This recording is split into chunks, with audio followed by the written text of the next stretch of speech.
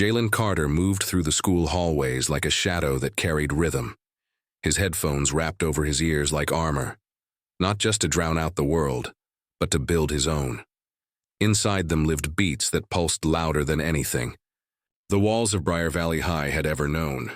The students passing by heard nothing but muffled bass, but in Jalen's mind, he was constructing symphonies, layered, lyrical, alive. To them, he was just the quiet black kid in faded sneakers, always walking alone, always bobbing his head like he was dancing to a song only he could hear, and they weren't wrong. Music was the only space Jalen had full control over. At home, life moved in careful silence. His mother worked double shifts at the hospital, her voice always tired but soft when she kissed his forehead goodnight. She used to sing, before grief turned her songs into prayers. His father had once been a local legend, a producer with dreams that died somewhere between late bills and broken promises. Jalen hadn't seen him since he was 5, so Jalen carried the rhythm now. He made music in the quiet corners of his room, stacking beats and echoing lines into an old mic with a cracked foam filter.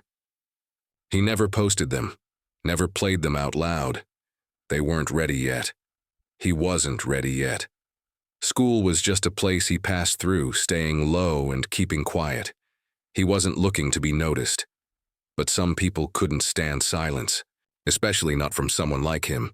It started in the hallway, a shoulder bump from Zach Hollister, varsity linebacker, class clown, untouchable.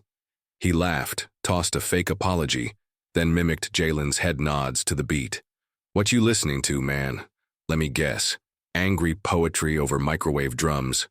His friends laughed. Jalen said nothing. He just turned and kept walking. Zach wasn't used to that. By lunch, the jokes escalated. Zach passed Jalen's table, an empty corner where he always ate with his phone out, headphones on, and snatched the headphones clean off his head. "Hey, what's this? Y'all hear this? Man's bumping static." He pressed one cup to his eye, and smirked, exaggerating his reaction. Jalen didn't rise, he didn't snap. His eyes met Zach's for half a second, steady and unreadable. Then he calmly reached into his pocket, pulled out his phone, unplugged the cord, and walked away. No shouting, no threat, just quiet control. But inside his chest, a storm was building. Jalen didn't go to his next class. Instead, he took the long way to the back stairwell, 3 flights up to the rooftop door that was always left cracked open for air circulation. He slipped through it without a sound, settled against the rusted railing, and finally let the silence catch up to him. The city below moved like a beat he couldn't control. Sirens in the distance, skate wheels scraping concrete, a car stereo thumping from blocks away. All of it layered in his head like a track trying to build itself. He stared at his phone screen for a while. The music app was still open.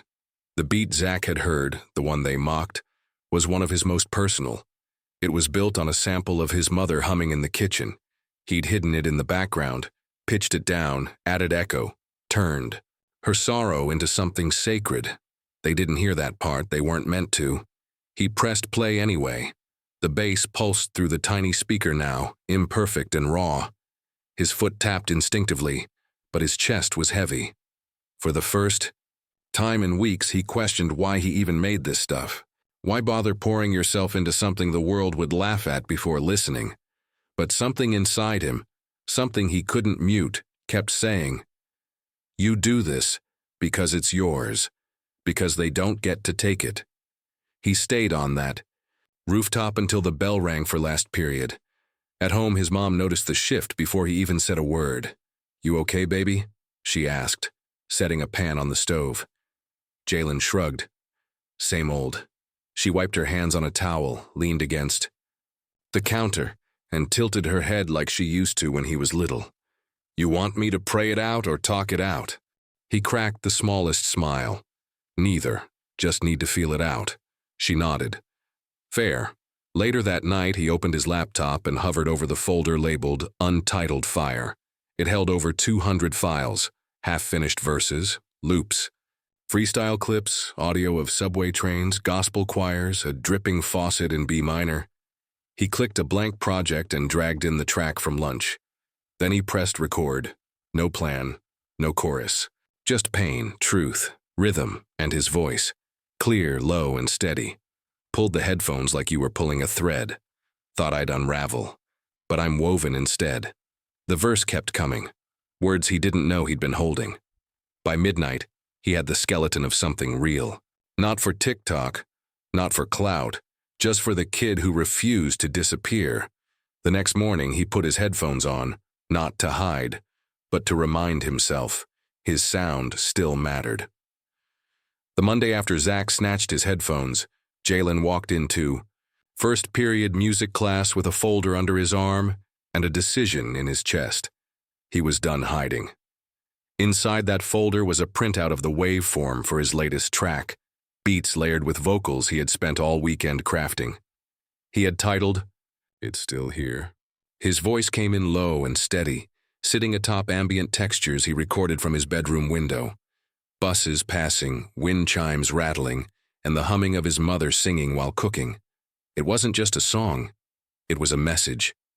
Mr. Ridley was writing chord structures on the board when Jalen raised his hand. "I've got something I want to share," he said, louder than he usually spoke. Ridley turned, surprised. "You mean perform?" Jalen nodded. "I've got it on my phone." There was a pause, just long enough for the eyes in the room to turn toward him. Ridley sighed, walking to the desk. "Well, all right, as long as it's school appropriate and follows structure." Jalen plugged in his phone, tapped play, and stepped back. The first 30 seconds pulsed with layered rhythm. Not chaotic, complex. There was a haunting loop of a child laughing underneath the first verse, his own voice delivering lines about being silenced, about standing alone in crowded places, about the music being his shield. Then the chorus, "They don't hear me, but I'm still here." Before the second verse could begin, Ridley cut it off. "That's enough," he said, holding up a hand. "We get the idea." The room went quiet. Even the usual back row talkers didn't move. Jalen stared at him, confused. Ridley set the phone down and folded his arms. "While I appreciate your effort, Jalen, this isn't really what we're teaching. There's no clear melodic structure. It doesn't align with the classical forms we've been studying." He turned to the class. "This is a good example of self-expression, but not of musical theory." Jalen slowly reached for his phone. His ears were hot. His fingers shook just enough to miss the port the first time. No one said a word, not even the ones who used to clown him.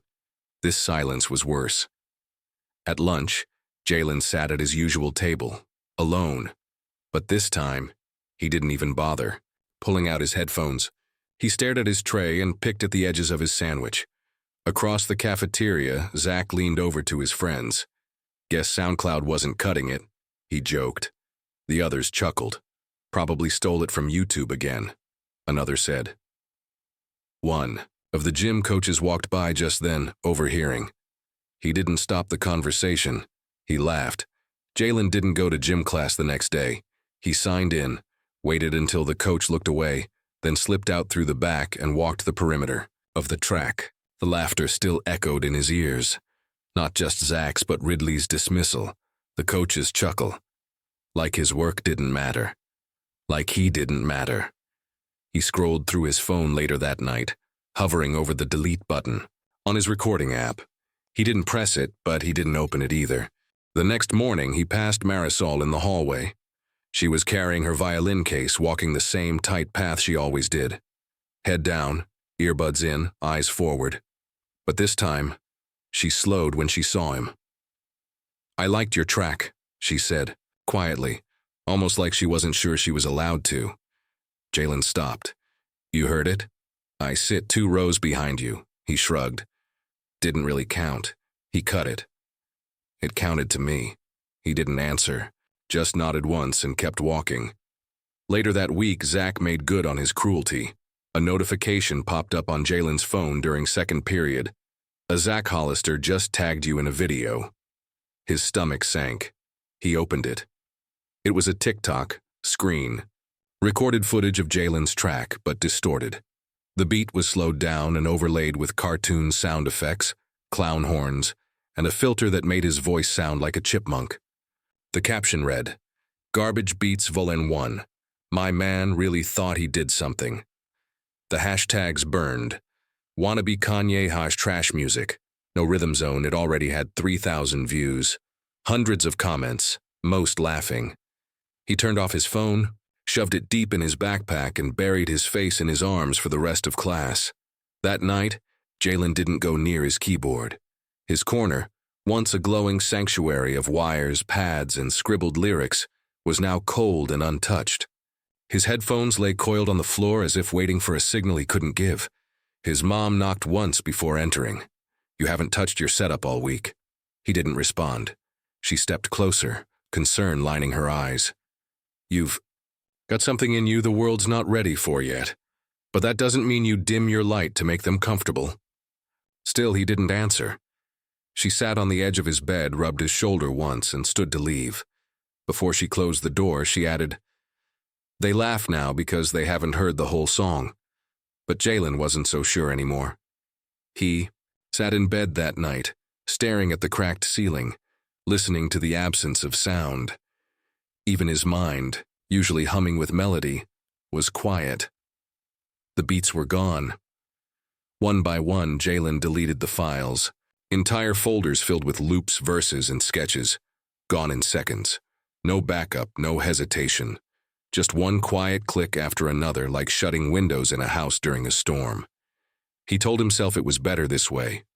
No more tracks to mock. No more temptation to create something no one would ever respect.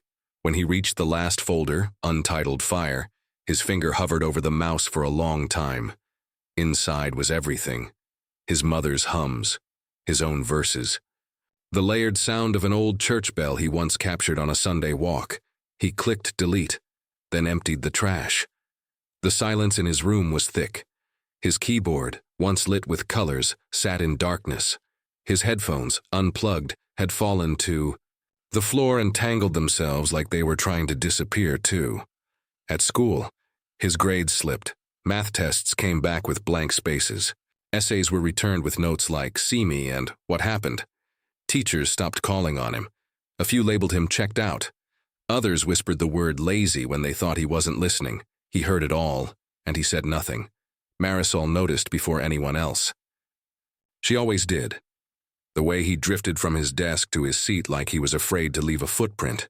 The way he kept his head low, his eyes on the table, like the air itself had turned heavy.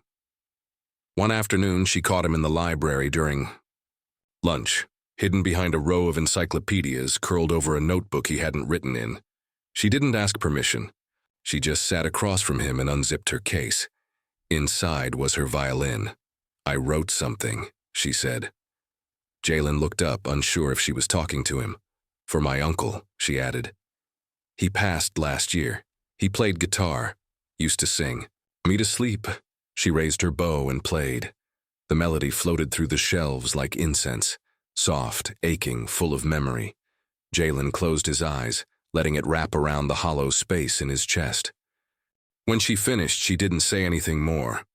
Just packed up, slid a small handwritten note across the table, and walked out. It read, "You're not invisible. Your silence has a sound. I hear it." That night, Jalen opened a new file on his phone. Not to record, but to write. He didn't write lyrics. He didn't even rhyme. He just wrote what it felt like to disappear. Later that week, he walked home the long way, through the older part of town, past empty lots and boarded up storefronts. As he turned a corner, he heard music. It was rough, wobbly, but real. A man sat on a stoop, shirt torn, hands shaking, singing out loud to no one. He was black, older, maybe in his 50s. A shopping cart sat beside him filled with cans and blankets. His voice cracked, but it carried, like it had something it still wanted to say. A group of white teens walked by, laughing. One mimicked the man's voice. Another tossed a coin at his feet with exaggerated flair. "Yo, drop the album, bruh," they yelled. They kept laughing as they walked away. Jalen stood frozen on the sidewalk. That man looked like his father, Not just physically, but in posture, in the worn-out edges, in the way he sang like it was the only truth he had left. Jalen turned on his phone and hit record. Not to share, not to edit, just to remember. He recorded the man's voice, the clink of the coin, the echo of laughter fading. Then he kept walking. Jalen didn't speak much that evening. He came home, nodded at his mom, and went straight to his room. He pulled the curtains halfway shut and lay on his bed with the city sound still playing from his phone. The old man's voice had cracks and warbles, but it reached deeper than any song Jalen had heard in weeks. It was unpolished. It wasn't marketable, but it was true. For the first time since deleting his music, Jalen opened his recording app. Not to rap, not to rhyme, but just to capture. He pressed record and held the phone out his window. The street below offered its usual symphony, a baby crying in a nearby apartment, a bus brake sighing at the corner, wind chimes from the neighbor's porch. A couple argued in Spanish 2 doors down. Somewhere, faint gospel music played, its source unclear, maybe from a passing car or someone's open window. He layered the clips together that night. No lyrics, no beat, just the world, raw. He named the track, "No One's Listening," and saved it. The next day, Jalen carried his phone in his hand, not in his pocket. As he walked to school, he stopped at corners, alleyways, and stairwells to capture whatever caught his ear. A dog barking rhythmically behind a fence, the snap of a skateboard on pavement, church bells echoing over a basketball court. He recorded it all. It wasn't music yet, but it was something. A heartbeat maybe, a map back to himself. He still didn't talk much in class. He still kept his hood up, but the fog inside him had started to shift. At lunch, he sat in the courtyard where a lone tree leaned sideways like it was tired of standing straight. Marisol joined him again, wordless. She pulled out her sketchbook instead of her violin this time and started drawing. When he peeked over, he saw a charcoal sketch of a figure walking away from a crowd, headphones on, music notes trailing behind. "That, me?" he asked. She nodded. He blinked, looking away. "You were right," he said. "My silence has a sound." She smiled but didn't speak. That evening, he dusted off his keyboard. He didn't plug in the mic yet. That still felt too raw. But he connected the pad, tapped a few keys, and pulled up the audio layers from his phone. The old man singing, the gospel chorus, the argument in Spanish, his mother humming in the kitchen again. He cut and shaped. The clips slowly, like stitching torn cloth back together. Hours passed. The file grew. He didn't even notice he was nodding his head again. By midnight, he was smiling. Not because the pain was gone, but because it had started to sound like something he could live with. The hallway posters went up on a Tuesday. Diversity Voices Assembly next Friday. Share your truth. Most students walked by without reading. Some rolled their eyes. Others joked about it being another excuse to skip class. But one name lingered in the shadows of those posters, Jalen's. He hadn't signed up. He hadn't even considered it. But someone had. Marisol found him at lunch, sketchbook in hand, a soft determination in her eyes. "I signed us up," she said. Jalen didn't look up. "For what?" "The assembly." His fork stopped halfway to his mouth. "You're serious?" "I want to play," she said. "And you've got something people need to hear." He shook his head. "I'm not trying to be a message. I just make beats." She leaned forward. "Then let them hear the beat." He didn't say yes. But he didn't say no either. The next day, they met in the old band room after hours. Dust hung in the air like memory. The piano was missing 2 keys. A faded marching bass drum leaned against the back wall like it had given up decades ago. Jalen unpacked his equipment slowly. Keyboard, laptop, small speaker. Marisol tuned her violin in the corner. At first, they just listened. He played clips from his phone, city sounds, scraps of melody, a baby laughing, the hum of tires on wet pavement. She played over them, uncertain at first. Then, with growing warmth, her notes bending to fit the sounds like a second skin. Days passed like that, Layers began to form, beats clicked in place. Her strings wrapped around his rhythm like roots around stone. Then one afternoon, Jalen opened his notebook and started reading lines. He didn't call them lyrics, not yet, just thoughts. I was born into volume but taught to stay quiet. My, in a verse they never studied. My voice, background noise to their celebration. Marisol listened, didn't interrupt. The next day they recorded the first draft of the track. He titled it, Still Here. It started with the rumble of a train and footsteps running on a basketball court, then a slow drum beat, then her violin, rich, haunting, unrelenting. Then his voice, low, clear, truthful. At home, Jalen spent hours cutting and stitching the files. Each sound had meaning, the coins hitting the pavement, the gospel harmony from a street corner, a door slamming from 3 blocks away. One night, his mom walked into his room past midnight. She found him at his desk, hunched over his laptop, headphones around his neck, tears dried on his cheek. She didn't ask questions, just sat on the edge of his bed. He pressed play. The track filled the room. When it ended, she didn't speak for a long time. Then she wiped her face and smiled. Your voice, she whispered. It's louder than you think. Word got out faster than Jalen expected. By Thursday, Zach and his crew had already caught wind of the upcoming performance. During 5th period, they cornered Jalen by the lockers. So I hear you're doing some spoken word thing now, Zach said, his tone slick with sarcasm. Gonna lecture us with your beats? Jalen didn't respond. One of the others chimed, smirking. Hope it's not like that last garbage track. TikTok already had enough of that. Zach stepped closer, lowering his voice. You might want to keep it chill, Carter. Don't pull that woke crap in front of the whole school. People don't want politics in their playlists. Jalen didn't flinch. Instead, he met Zach's eyes with something new. Not fear, not even anger. Conviction. I'm not talking to you, he said quietly. I'm talking to the ones who feel like they can't. That night, Jalen and Marisol met again in the band room. The nerves had started to creep in now. Jalen's hands trembled a little as he plugged in the speakers. The final mix was ready. He had cut the intro tighter, pulled the violin higher in the mix and added a final sample, a recording of the man singing on the corner, raw and unfiltered. Marisol noticed the tension in his jaw. Are you okay? He nodded slowly. I think. So? You don't have to prove anything, she said. He looked at her, then shook his head. That's the thing. I do. But not to them.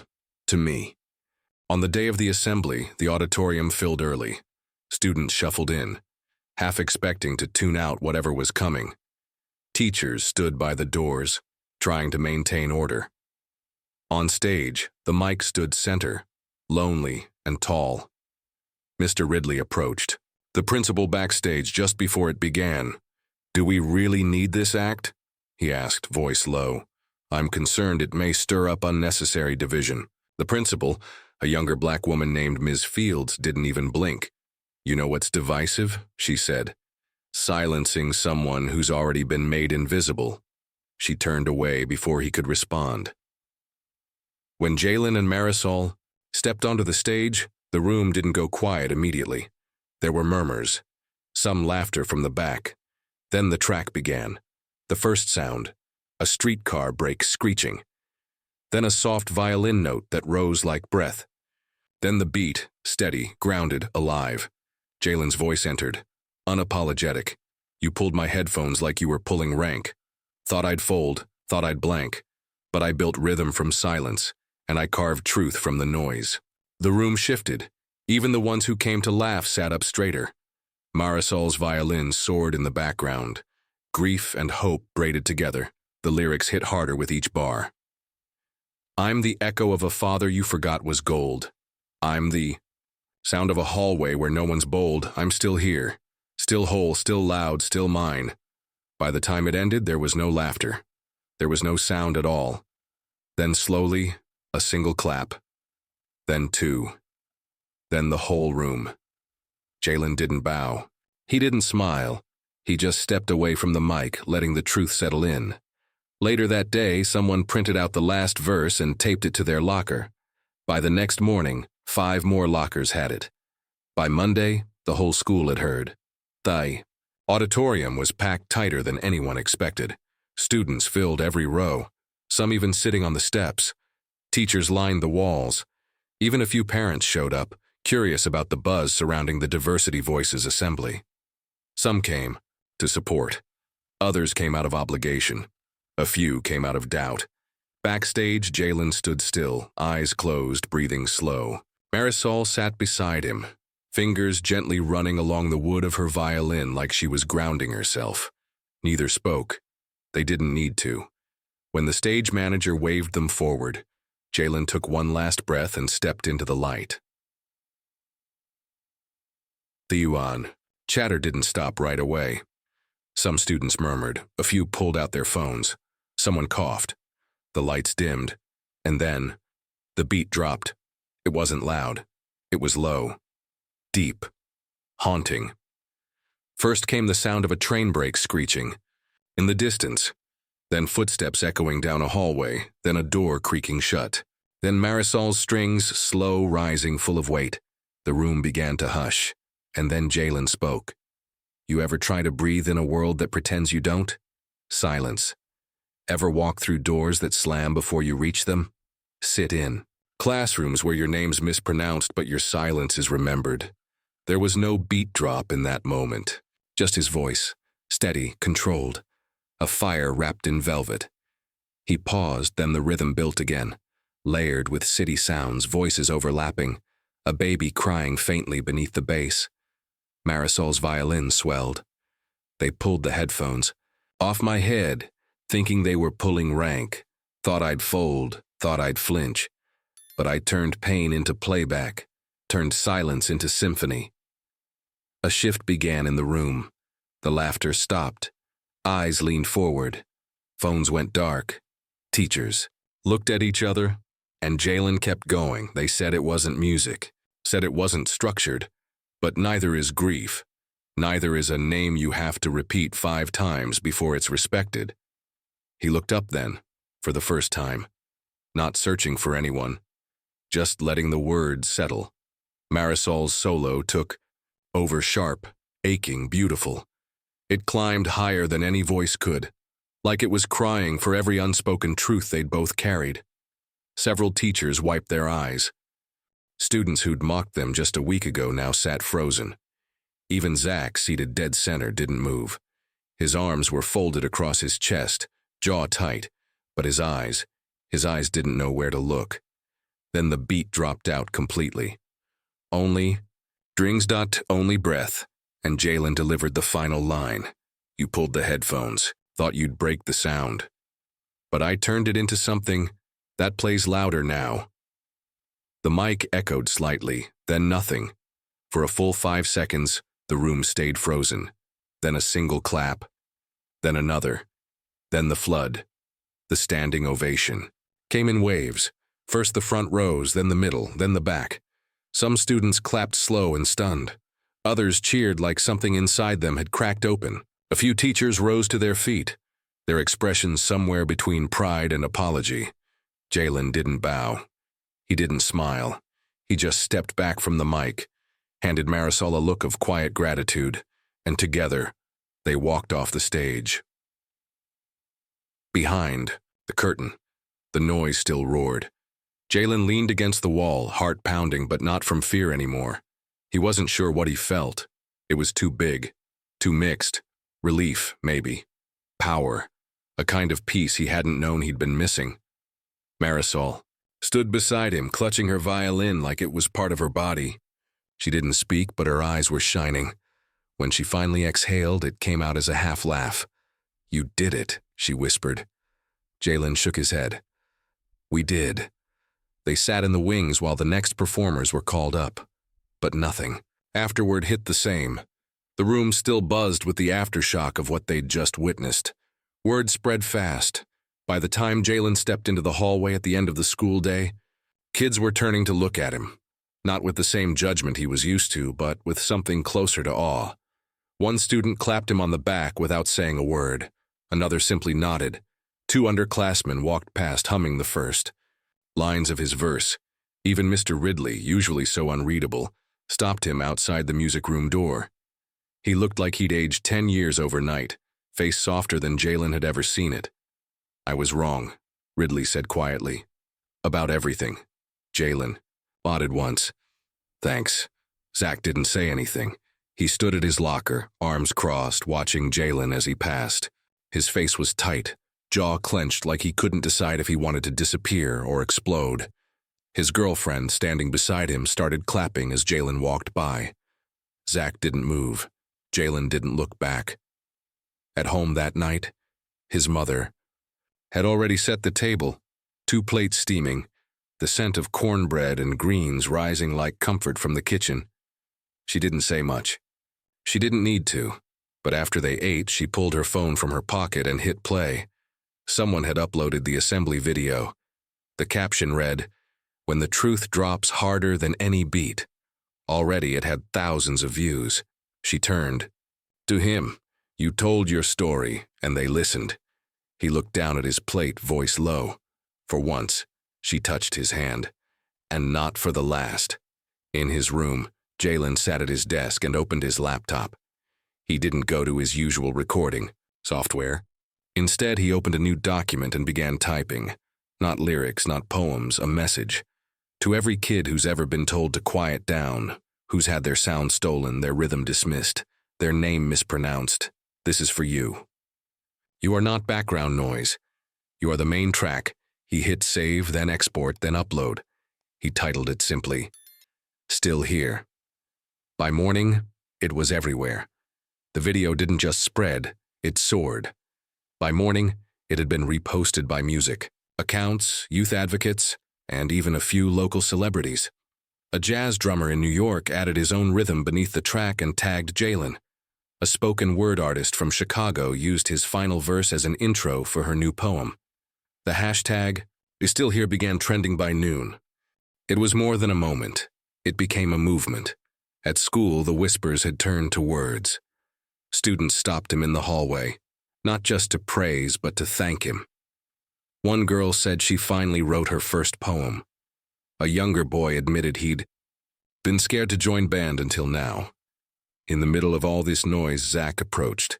It was after class, in the nearly empty hallway outside the gym. He walked up alone, hands in his pockets, no swagger in his steps. "I saw the video," he said. Jalen didn't stop walking. "I was gonna say I'm sorry," Zach added, catching up. Jalen turned slowly, looking him dead in the eyes. "It's not me you need to convince," he said. "It's yourself." Zach nodded once and stepped back. That was all, no drama, no fight, just truth. Later that week, Marisol sat with Jalen under the same tree where they first shared silence. The air was warm, the leaves trembling above them. "You? No," she said. "We could build something with this." Jalen raised a brow. "Like what?" "A space for kids like us. To create, to be heard. No judges, just rhythm." He smiled. They called it Trackside. It started as a borrowed classroom after hours. A speaker, 2 laptops, and a bin of half-working instruments. But word spread, and soon the room filled. Poets, beat makers, singers, sketch artists. Some came just to listen. Some came because they had nowhere else to go. They stayed because it felt like home. Mr. Ridley showed up one evening while Trackside was still gathering momentum. He stood by the door, watching as students looped beats, passed around lyric sheets, and layered poetry over sound. When the room thinned out, he approached Jalen with a quiet seriousness. "I've been doing some thinking," he said. "About the curriculum, about what we teach and what we don't." Jalen waited. "I was wondering if you'd help me rework some of it," Ridley added. "Bring in more of what's real, what actually matters to the students." Jalen studied him for a long second, then gave a simple nod. "I'd like that." At home, his mom framed the lyric sheet he'd written for Still Here. It hung in the hallway now, between a photo of her in choir robes and an old faded picture of Jalen's father holding a tiny baby wrapped in blue. The past and present, finally sharing space. One Saturday morning, Jalen's phone buzzed with a number he hadn't seen in years. The voice on the other end was older than he remembered, rougher but familiar in a way that hit deep in his chest. "I saw the video," his father said. There was silence. "I heard you," he added. "You've got something real, son." They didn't talk long. They didn't need to. But the call ended with a promise to try again. Not to make up for the past, but to start something better. It was enough. The following Monday, Jalen walked the halls of school with his headphones back on. But now they weren't a wall. They were a vessel. He walked not to hide, but to carry his sound with him. He wasn't just still here, he was finally heard.